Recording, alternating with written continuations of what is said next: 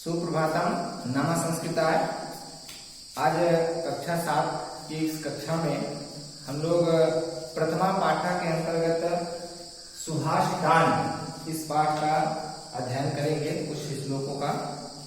इसके पहले हम लोग मंगलम पढ़ चुके हैं और आइए आज इसमें हम कुछ श्लोकों का अध्ययन करते हैं। पहला श्लोक इसमें देखेंगे, पाठ के आधार पर देखेंगे। पाठ का नाम जो सुभाषितान, इसका मतलब होता है सुंदर वचन अथवा अच्छी बातें भी कह सकते हैं। तो क्या क्या अच्छी बातें होती हैं, क्या क्या सुंदर वचन हैं, उसी के बारे में हम पढ़ेंगे। यहाँ पर 3 श्लोक का अध्ययन हम लोग करेंगे और कुछ शब्दार्थ यहाँ पर हमने लिख दिया है, इसको अपनी कॉपी में नोट कर लेंगे। चलिए आइए पहले श्लोक पर।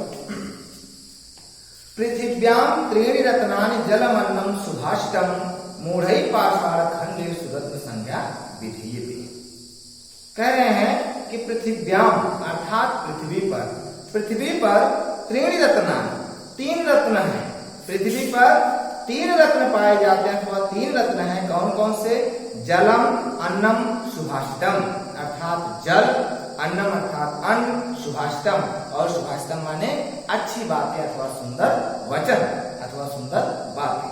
परंतु मूढ़ै पाषाण खंडे सुरत्न संज्ञा विधीयते। लेकिन मूढ़ै, मूढ़ माने मूर्ख होता है, परंतु मूर्खों के द्वारा पाषाण खंडे पत्थर के टुकड़ों में अथवा पत्थर के टुकड़ों को रत्न संज्ञा विधीयते, रत्न का नाम दिया जाता है। अर्थात जो मूर्ख लोग होते हैं वो पत्थर के टुकड़ों को क्या कहते हैं? रत्न मानते हैं।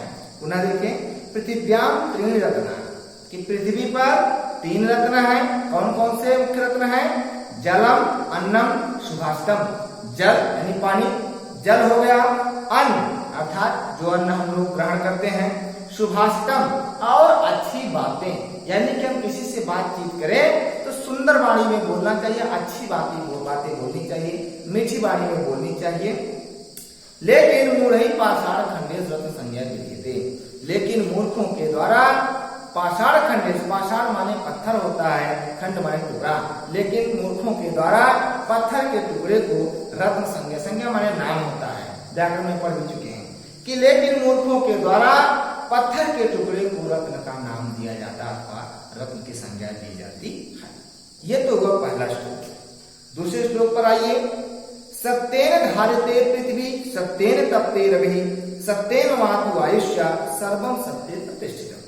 यानी कि सत्येन धारिते पृथ्वी, कि सत्य से ही यह पृथ्वी धारण है, अर्थात सत्य से ही पृथ्वी धारण करती है। सत्येन तप्ते रवि, सत्य के द्वारा अथवा सत्य से ही रवि तपता, अर्थात रवि अर्थात सूर्य जिसे कहा जाता है, सूर्य तपता है।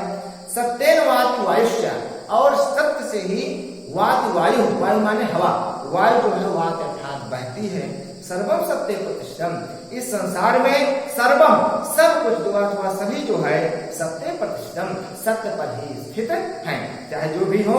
कौन कौन? सत्येन धारते पृथ्वी, यह पृथ्वी जो है सत्य से धारण की गई है। सत्येन तप्ते रवि, यह रवि अर्थात सूर्य भी सत्य से ही तपता है।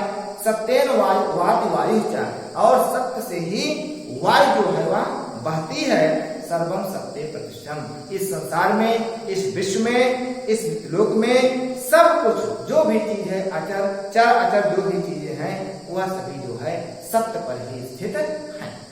ये हो गया दूसरा श्लोक। तीसरे पर आइए। दाने तपस् शौर्ये च विज्ञाने विनये नये विस्मयो ही न कर्तव्यो बहुरत्ना वसुंधरा। कह रहे हैं दाने तपस् शौर्ये च विज्ञाने विनये नये विस्मयो न ही कर्तव्यो बहुरत्ना वसुंधरा। वसुंधरा माने पृथ्वी। बता रहे हैं कि दाने अर्थात दान में, तपस तपस्या में, शौर्य अर्थात वीरता में, विज्ञान में, विनय विनम्रता में अथवा विनय में, नय अर्थात नीति में, इन सब में विस्मयो न ही कर्तव्यो, और इन सभी की कर्तव्य में अथवा कार्य में न ही विस्मय, कोई विस्मय अर्थात आश्चर्य नहीं है। क्योंकि वसुंधरा बहुरत्ना, अर्थात क्योंकि यह पृथ्वी जो है बहुत से रत्नों से परिपूर्ण है।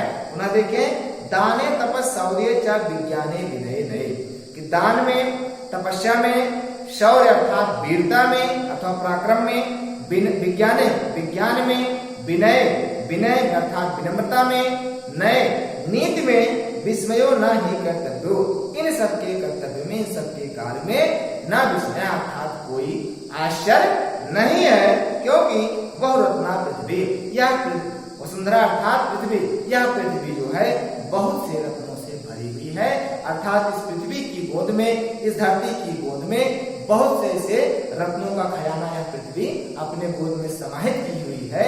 सिर्फ हमें करना क्या है, हमें अपने अपने कार्यों को करना है, चाहे वह दान हो, तपस्या हो, पराक्रम हो, चाहे विज्ञान में हो या विनय हो, विनम्रता हो, इन सब में इन सभी के कार्यों को करने में कोई आश्चर्य की बात नहीं है। क्यों? क्योंकि यह संपूर्ण पृथ्वी जो है यह बहुत से रत्नों से परिपूर्ण अथवा भरी हुई है। ये 3 श्लोक हो गए, इन तीनों श्लोक का अध्ययन करिएगा। आगे की कक्षा में इसके और बचे शेष श्लोकों का अध्ययन किया जाएगा।